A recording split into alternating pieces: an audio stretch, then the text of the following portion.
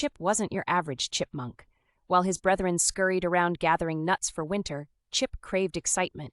He dreamt of daring heists, elaborate disguises, and maybe even a pie so delicious it would change his life, or at least his taste buds.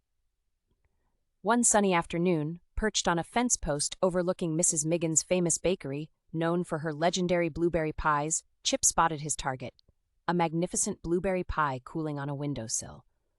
The aroma, a symphony of sweet berries and buttery crust, filled Chip's tiny nose with an irresistible desire.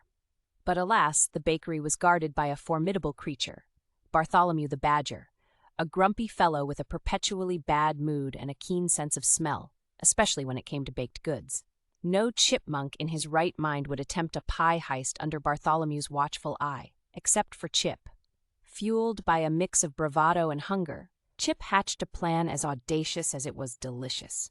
He would infiltrate the bakery, disguise himself as a pastry delivery boy, a rather unconvincing one given his lack of height and uniform, and swipe a slice of the famous blueberry pie.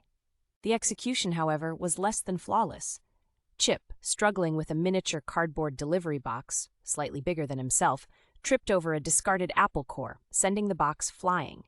Bartholomew, who was napping in a nearby sunbeam, was rudely awakened by the commotion. Thinking fast, Chip threw a voice, a surprisingly deep one for such a small creature, and announced, "Freshly baked croissants, delivered hot from France." Bartholomew, a sucker for anything French, despite not knowing a word of the language, lumbered towards the door, muttering about fancy pastries and overpriced bread. Seizing his chance, Chip dashed into the bakery, a blur of brown fur and twitching whiskers. He reached the pie, its crust golden brown and glistening with berry juices, and took a triumphant bite.